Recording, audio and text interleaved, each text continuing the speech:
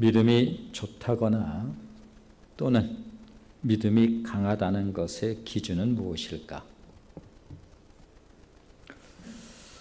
여러 가지 기준을 생각해 볼 수 있겠지요.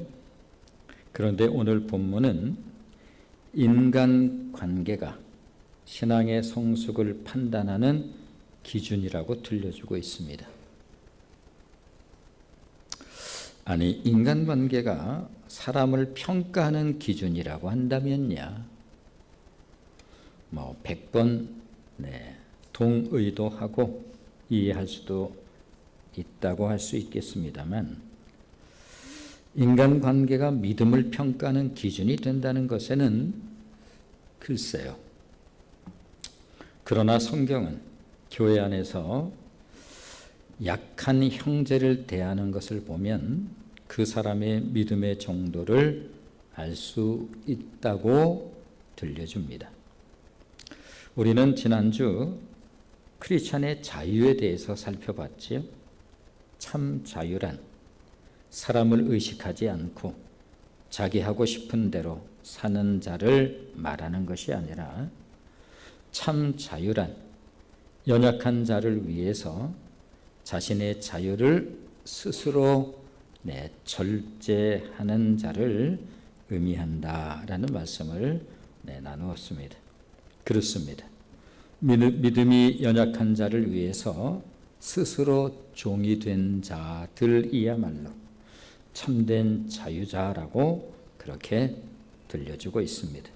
그런데 오늘 이제 로마서 15장에 들어서면 이런 사람을 이제 오늘은 믿음이 강한 자들이다, 이렇게 들려줍니다. 이유가 뭘까? 이것이 주님의 몸된 교회가 세워지는 원리이기 때문에 그렇습니다. 주님의 몸인 교회는 이 원리로 세워집니다. 저와 여러분도 믿음이 약한 시절이 있었겠지요. 그리고 신앙의 속에서 이런 시기를 보내는 분들도 있을 수 있습니다. 지나온 시간을 잊어서 그렇지 그때 그 시절 오늘의 내가 될 수 있도록 사랑의 수고의 손길들이 적지 않이 있었습니다. 지금이야 이제 그 시절을 다 잊고 지냈는지 모르겠습니다만, 오늘의 우리의 믿음을 갖게 하기 위해서 하나님께서 상당히 많은 사람들을 동원해서 오늘의 신앙을 우리로 하여금 갖게 하신 것이 사실입니다. 그렇다면 믿음의 강한 자들이 많은 교회일수록 좋은 교회가 되겠군요. 그렇습니다. 믿음이 강한 자들이 많은 교회가 당연히 좋은 교회이겠죠. 또 당연히 주님이 기뻐하실 것입니다. 교회란 지상에서 가장 특이한 공동체라고 말할 수가 있겠습니다. 세상의 단체나 조직은 반드시 어떤 조건을 요구하게 되어 있습니다. 향후회라는 그런 그 단체도 있는 것 같더라고요. 그 뜻은 같은 고향이어야 되겠지요. 그래야 멤버십을 가질 수 있을 것입니다. 직장, 회사가 요구하는 어떤 조건이 충족되지 않고 어떻게 직장에 내가 한 사람으로서 존재할 수 있겠습니까? 동창회, 특정 학교를 졸업해야만 가능하겠지요. 동호회, 같은 취미를 가지고 있어야 동호회에 가입이 가능할 것입니다. 그러나 교회는 어떤 조건도 요구되지 않는 공동체로 흔히 말하는 빈부귀천, 그런 거 없지요.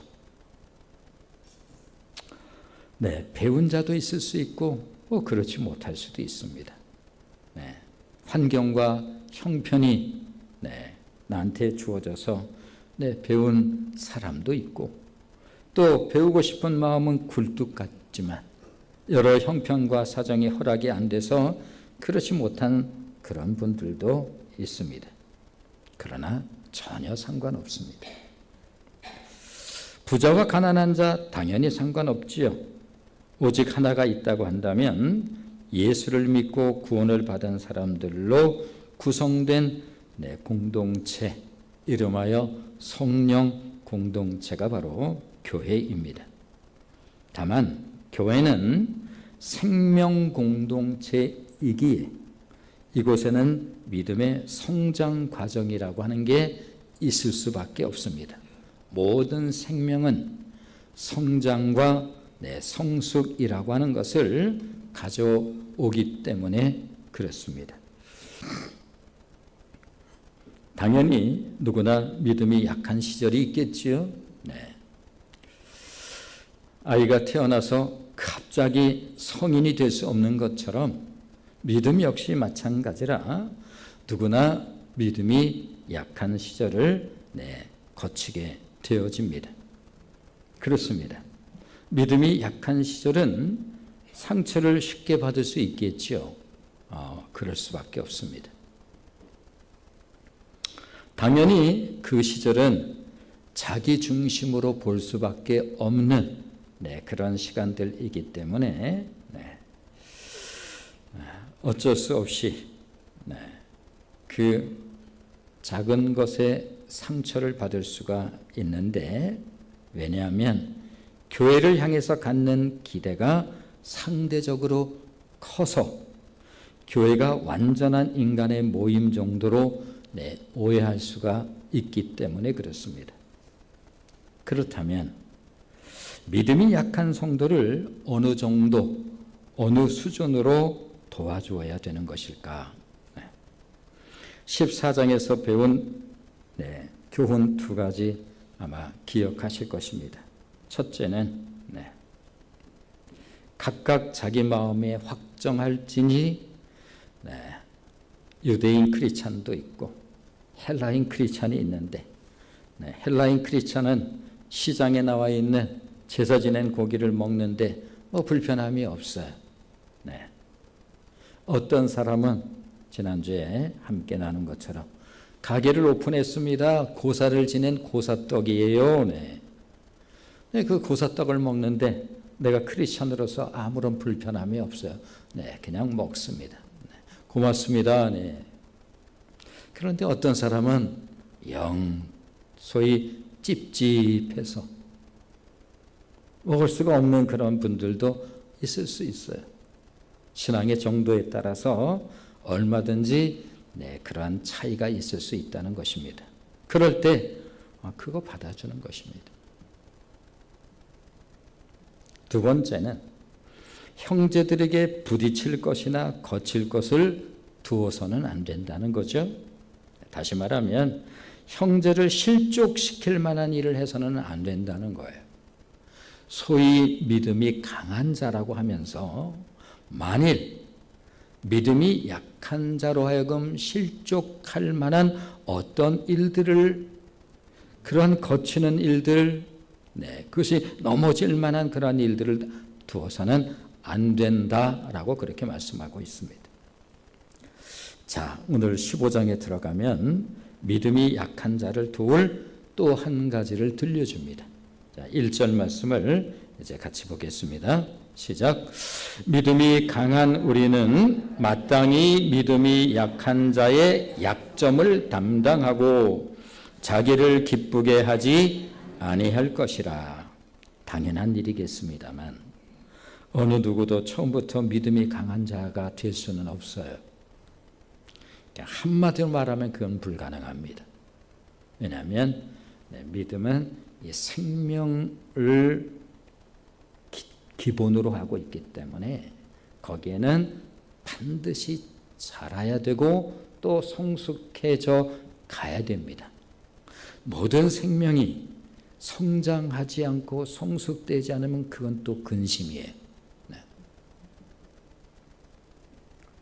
그런데 믿음이 약한 자에게는 약점이 있다고 그렇게 들려줘요. 그렇다면 어떤 약점이 있는 것일까? 앞에서 잠깐 말씀드린 것처럼 무엇보다 상처를 잘 받겠지요. 그걸 표현하든 아니면 속으로 갔든.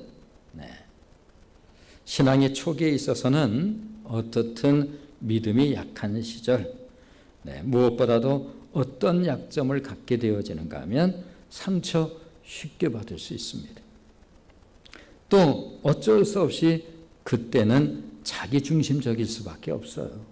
아니 거기에 어떻게 자기중심적이지 않는다는 것은 상당한 성숙을 의미하는데 뭐 그럴 수밖에 없지 않습니까? 그래서 쉽게 실망이 가능하겠지요. 성경은 이러한 것을 일컬어서 믿음이 약한 자의 약점이라고 그렇게 말을 합니다. 따라서 교회는 믿음이 강한 자의 역할이 중요하겠지요. 말하면 뭐 하겠어요? 굉장히 중요한 거예요. 그렇다면 어떤 역할을 해야 하는 것일까? 약한 자의 약점을 담당해야 한다라고 그렇게 말씀하고 있어요. 믿음이 강한 우리는 마땅히 믿음이 약한 자의 약점을 담당하고, 자, 그렇다고 한다면 이 담당한다는 건 담당하라고 하는데 어떻게 하라는 것일까? 내 것으로 받아들이는 것을 말합니다. 예수님께서 우리의 죄를 주님의 것으로 받아들이신 것처럼 주님이 담당하셨잖아요.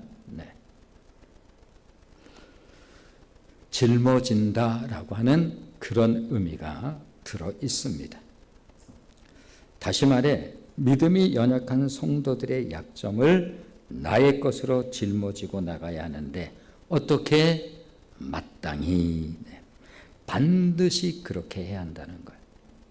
왜냐하면 한 사람의 생명은 너무나 중요하기 때문에. 그것은 예수 그리스도의 십자가의 고난만큼의 가치이기 때문에 이것을 가볍게 여기면 안 돼. 주님께서 얼마나 안타까운 마음을 가지고 계시겠습니까? 조금 더 구체적으로 말씀이 이어집니다. 자기를 기쁘게 하지 말고, 단어로 표현하면 희생과 섬김의 영성을 가지고, 우리가 그렇게 표현하면 좀, 왜냐하면 주님이 기뻐하시는 교회가 되어야 하기 때문에 그렇습니다. 자, 2절 말씀을 보시면 2절 같이 읽겠습니다. 시작. 우리 각 사람이 이웃을 기쁘게 하되 선을 이루고 덕을 세우도록 할지니라. 그렇습니다. 좋은 교회는 누가 만들어주지 않아요. 내가 만드는 거예요. 우리가 만드는 거예요. 신앙의 선배들의 성숙한 신앙의 역할에 따라서 좋은 교회가 될 수도 있고, 그렇지 않을 수도 있겠지요. 그렇다면 믿음의 성숙이란 무엇을 말하는 것일까? 뭐가 믿음의 성숙이라고 하는 것일까? 그렇습니다. 예수님의 영성이 살아있는 교회를 말하는 거예요. 담당의 영성, 짊어짐의 영성, 나의 기쁨을 추구하지 않는 영성. 주님의 교회는 이렇게 세워져 가는 거예요. 2절을 다시 한번 읽어볼까요? 1절, 2절이 이젠 눈에 들어올 거예요. 1절, 2절을 이어서 한번 읽어보죠. 같이 읽어보겠습니다. 시작. 믿음이 강한 우리는 마땅히 믿음이 약한 자의 약점을 담당하고 자기를 기쁘게 하지 아니할 것이라. 우리 각 사람이 이웃을 기쁘게 하되 선을 이루고 덕을 세우도록 할지니라. 그렇다면 선을 이루고 덕을 세운다는 것은 또 뭘까? 고린도전서 10장 32절로 33절이 잘 설명을 해줘요. 고린도 교회도 이런 말씀을 지금 똑같이 서신을 통해서 들려주군요. 지상에 있는 교회, 어떤 교회가 이러한 부분에서 제외된 교회가 어디 있겠습니까? 자, 고린도전서 10장 32절로 33절 말씀을 보시면 같이 읽겠습니다. 시작. 유대인에게나 헬라인에게나 하나님의 교회에나 거치는 자가 되지 말고 나와 같이 모든 일에 모든 사람을 기쁘게 하여 자신의 유익을 구하지 아니하고 많은 사람의 유익을 구하여 그들로 구원을 받게 하라. 이해가 되지요? 그런데 여기서 우리들이 신앙과 관련해서 정말 분명하게 알아야 할 것이 있어요. 확실하게 세워야 될 부분입니다. 이런 마음이 들 수 있어요. 이런 말씀을 들으면, 아니, 다른 형제를 기쁘게 하기 위해서 내 마음은 어떠해도 상관이 없다는 것인가? 혹시 그런 생각이 드시는 분이 계신가요? 물론 신앙이 성숙하신 그러한 신앙생활을 하게 되면 이런 생각 물론 안 들어요. 그러나 신앙의 여정 속에서 이런 생각이 혹여 들 수 있지 않겠습니까? 아니, 그렇다면 다른 형제를 기쁘게 한다는 것까지야 뭐 좋아. 그런데 그렇다고 내 마음은 어떠해도 상관이 없다는 말인가? 이런 생각이 혹여 드시는 분이 계실지 모르겠습니다. 마치 우리의 삶의 목적이, 아니, 살아도 주를 위해서 살고 죽어도 주를 위해서 사는 그런 극단적인 말이 어디 있어? 이런 생각이 들 수 있지 않겠어요? 우리들의 삶의 목적이 오직 주를 위함이라고 하면 내심, 그럼 난 뭐야? 그런 마음이 들 수 있는 것처럼 혹시라도 그런 마음이 든다면 아직 하나님 나라의 원리를 모르고 있는 거예요. 정확하게 조금 이제는 알아야 돼요. 혹시 그럴 때 은근히 뭔가 서운한 마음이 드시는지요? 그러면 정확하게 이것은 분명하게 세워야 돼요. 하나님 나라의 원리를 내가 모르고 있구나.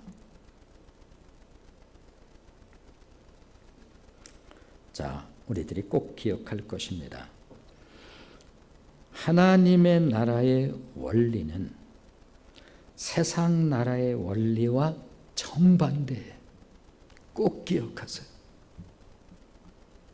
그러므로 이것이 익숙하게 내 안에서, 내 심령에서 이루어지는 것은 쉽지는 않아요. 정말로 성장, 성숙이 돼야만 이게 이해가 되는 거예요.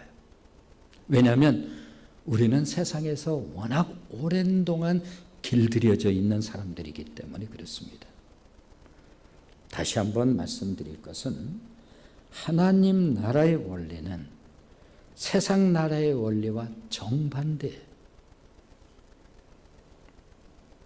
하나님 나라의 원리의 모델이 누구이시죠? 그렇습니다. 예수님이세요.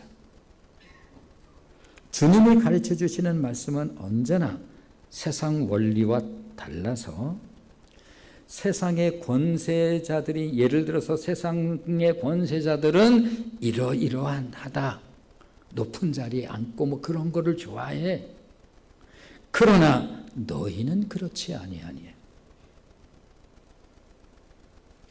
이게 교회에 정확하게 세워져 있어야 돼요. 왜 많은 교회가 세속적인 교회인지 아십니까? 세상과 너무 닮아 있기 때문에 그런 거예요. 그리고 그것이 질서가 잡혔다고 착각을 해요. 정말 답답한 일이죠. 교회의 질서는 세상 나라의 질서와 반대 질서예요. 정확해요.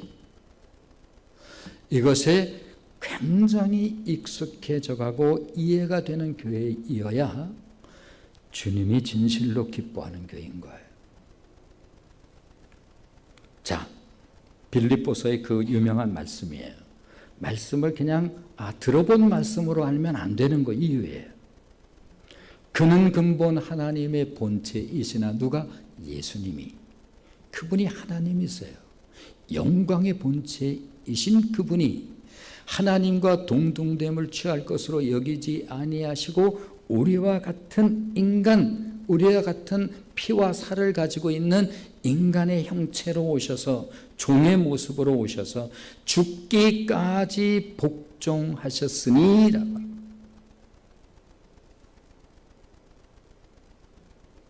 자, 이 부분이에요. 그러면 성부 하나님께서 그러한 예수님을 어떻게 대하셨나 정확하게 알고 계세요. 그래야지 엉뚱한 것이 수없이 여기서 갈등하지 않아요. 자, 빌립보서 2장 9절로 11절 같이 읽습니다. 같이 읽겠습니다. 시작.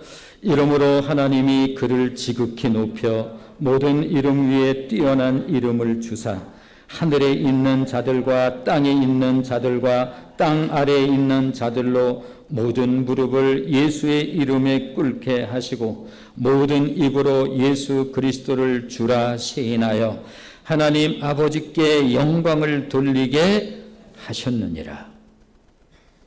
어떻게 하셨다고요? 하나님이 그를 지극히 높여. 아니, 그분은 더 높아질 것이 없는 분이에요, 사실은. 왜? 영광의 본체이신데 뭘 더 높아질 게 있어요. 그럼에도 불구하고 우리에게 들려주는 거야. 하나님이 그렇게 낮아지신 예수님을 지극히 높이셨다. 최상의 부분을 들려주는 거예요. 이게 원리예요. 그런데 너무 세상을 자꾸 세상 의식을 해.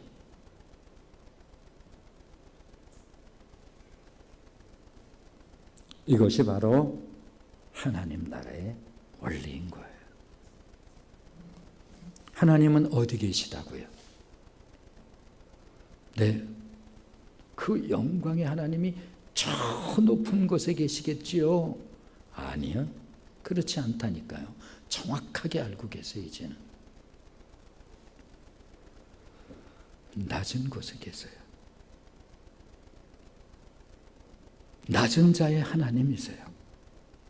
이게 교회가 정확하게 교회에 이게 살아 있어야 돼요. 이걸로 갈등하면 안 돼요. 이제는 성숙의 기준이에요.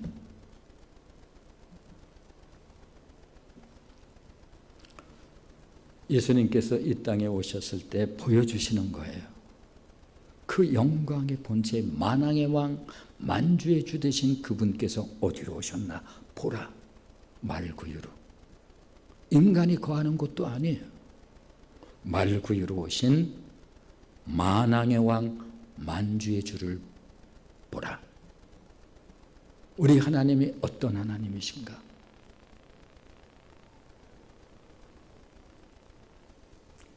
일부 때 잠깐 그런 말씀을 드렸어요. 제가 오래전 얘기예요. 보따리 가지고 오살리 기도원 다녔던 그 첫 번째 하나님께서 그렇게 저를 주무르시던 그런 시절,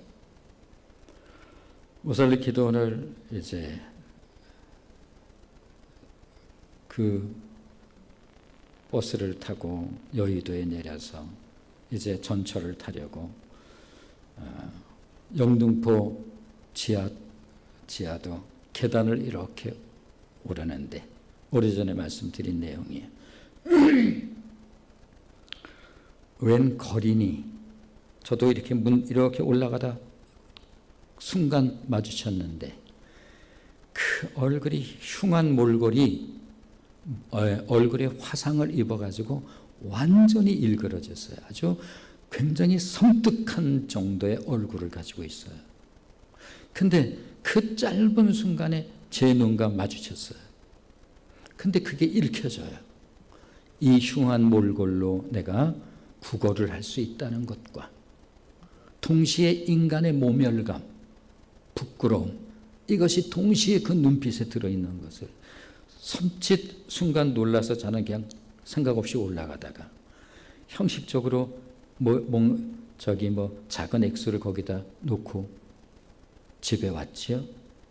집에 와서는 화장실을 딱 들어가는데 화장실에서 그 순간 그분이 예수님이신데 제 마음에 그분이 예수님이신데 그래서 다음 날 다시 갔어요. 거기를.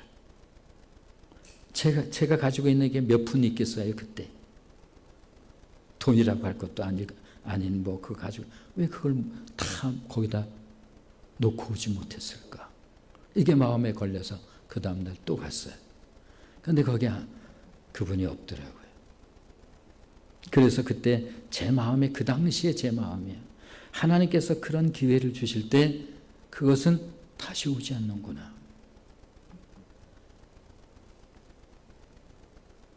그러므로 다른 형제의 기쁨을 위해서 내 기분은 아무 상관이 없다는 말인가?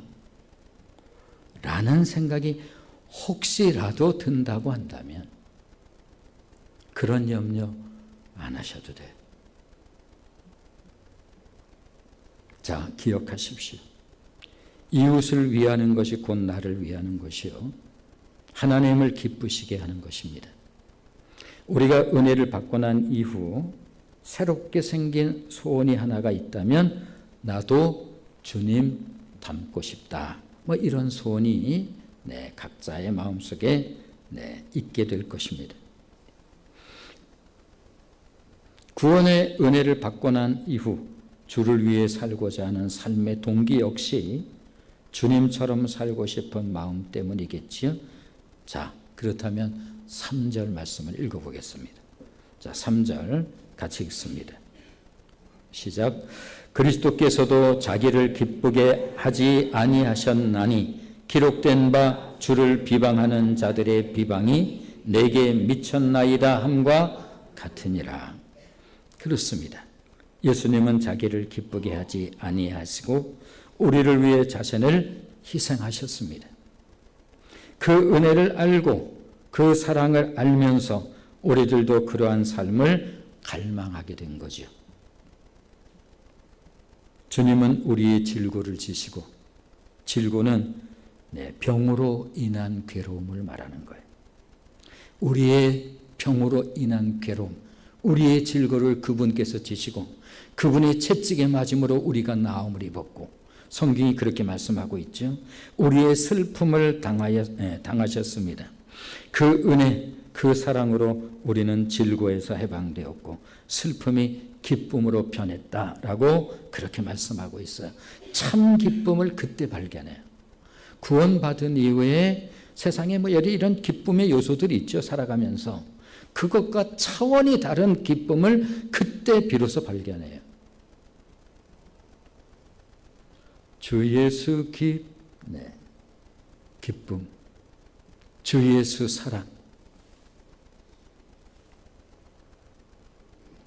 주님으로 말미암는 하늘로부터 임하는 기쁨, 이것을 말하는 거예요. 그러니까 같은 기쁨이라도 차원이 전혀 달라요. 그러나 예수 닮기를 소망한다고 우리가 예수님처럼 사라지는 것은 아니에요. 그러면 어떻게 해야 한다는 것일까? 하나님의 본체이신 예수님께서 종의 형체를 가지시고 사람들과 같이 되심으로 죽기까지 복종하신 그 마음을 소유해야 한다고 말씀하고 있어요.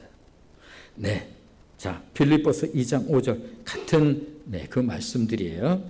자, 그 예수님이 하나님의 본체이시나 하나님과 동등됨을 취할 것을 여기지 아니하시고 인간의 형체 종의 모습으로 이 땅에 오셔서 죽기까지 복종하셨으니, 자, 그러면서 우리에게 들려준 말씀이에요. 빌립보서 2장 5절 같이 읽겠습니다. 시작. 너희 안에 이 마음을 품으라. 곧 그리스도 예수의 마음이니 그 마음을 소유해야 한다는 거예요. 그렇습니다. 예수 그리스도의 영이 우리 안에 있을 때 우리들은 주님의 마음을 소유할 수가 있고 우리의 힘과 능력으로는 불가능하기에 성령의 능력으로 가능할 수 있다는 거예요. 이것을 형식으로 하면 안 되는 이유예요. 진심으로 해야 되는데 형식으로는 잠깐은 가능해요. 이런 일들이 자기 기분으로 우리한테 그런 거 있잖아요. 내 기분에 겨워서 하는 일들이 있어요. 네. 그리고 기분도 나쁘지 않아요. 중요한 것은 그건 굉장히 내 의지로 했기 때문에 짧아요. 길게 못하는 거예요. 그래서 그렇습니다. 교회란 성령 의존적 존재인 우리들이 모여있는 성령 공동체인 것입니다. 찬송가 455장 주님의 마음을 본받는 자, 본받고 싶잖아요. 주님 닮고 싶잖아요. 그 마음의 평강이 찾아오면 험악한 세상을 이길 힘이 하늘로부터 임함이로다. 나로부터 나오는 게 아니에요. 교회를 어떻게 섬겨야 되는가? 왜 길지 못한가? 짜증이 날까? 불편할까? 이것은 나로부터 나오는 것으로 하는 게 아닌 거예요. 주님의 마음 본받아 살면서 그 거룩하심 나도 이루리. 영광의 본체이신 그분이 늘 무릎을 꿇은 이유예요. 그런데 하나님의 말씀을 소홀히 여기면 결코 주님처럼 살 수가 없지요. 자, 4절 말씀을 한번 읽어보시면 4절 같이 읽습니다. 시작.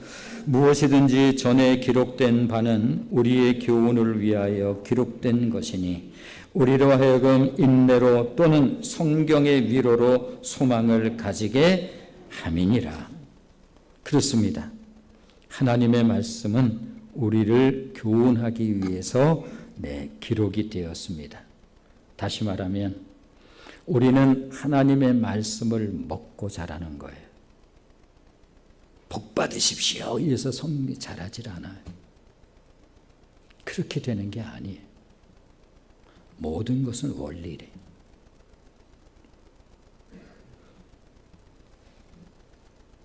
따라서 형제의 약점을 담당하기 위해서는 우리들이 반드시 성장하고 성숙해야만 가능할 수 있는데 그러기 위해서는 우리의 양육의 양식,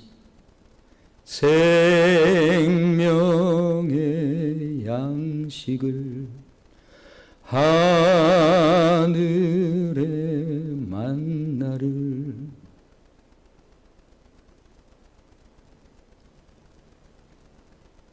마음이 빈 자에게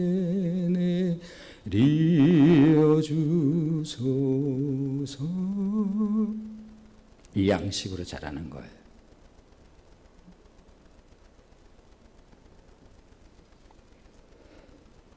하나님의 말씀을 먹음으로써 내 안에 있는 그리스도의 마음이 자라는 것을 말하는 거예요.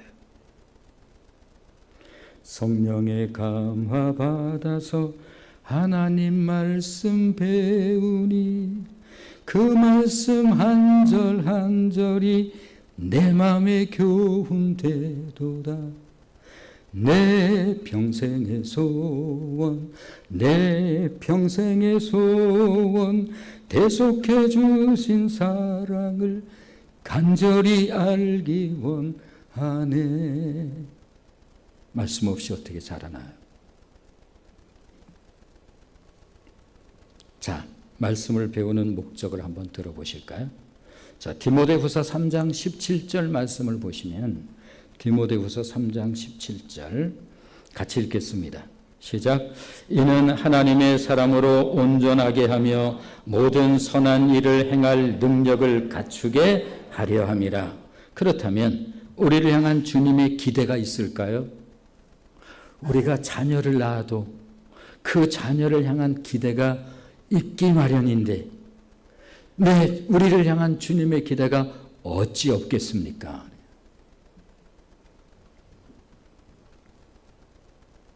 십자가에서 예수님이 테텔레스타이 다 이루었다 이렇게 말씀하시죠.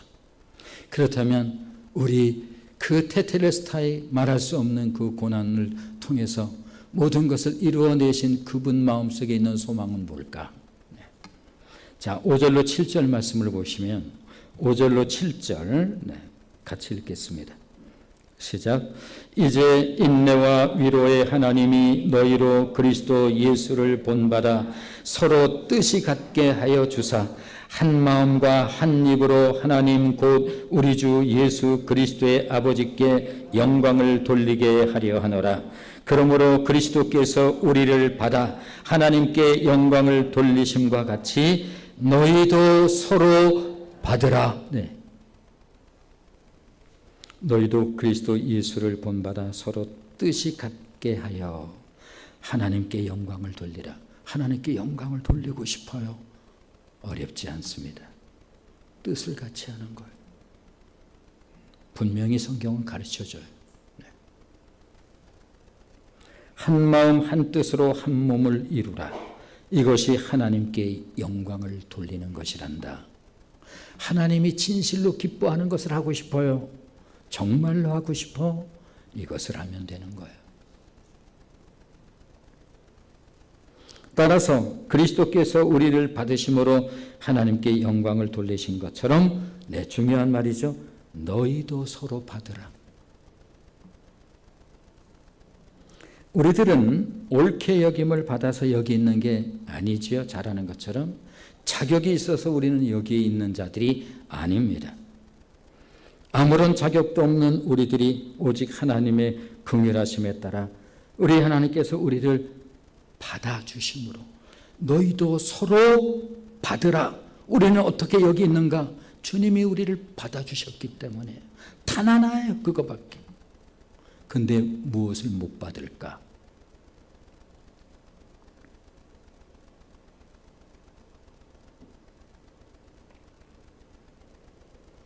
따라서 이 땅 어디에도 이와 같은 공동체는 없습니다. 유대인이나 헬라인이나 동양인이나 서양인이나 기여가 돼서 공부를 한 사람이나 그 열망은 있지만 가정 형편이 허락이 안 돼서 그러지 못한 사람 무슨 상관이에요? 우리 주님은 그런 거에 대해서 아무 상관하지 않아요. 부유한 사람이나 가난한 사람이나 그 누구나 오직 하나 예수 그리스도로 말미암아 한 몸을 이룬 그 공동체를 우리 하나님이 기뻐하신다는 거예요. 교회예요. 이게. 교회가 세상을 닮아서는 안 되는 결정적 이유예요. 이것이 바로 주님이 당신의 교회 위에 은혜를 베풀어 주시는 단 하나의 이유인 것입니다. 자, 13절 마지막 절을 읽으면서 마치겠습니다. 13절 같이 읽겠습니다. 시작. 소망의 하나님이 모든 기쁨과 평강을 믿음 안에서 너희에게 충만하게 하사 성령의 능력으로 소망이 넘치게 하시기를 원하노라. 기도하겠습니다. 자비로우신 우리 아버지 하나님, 은혜와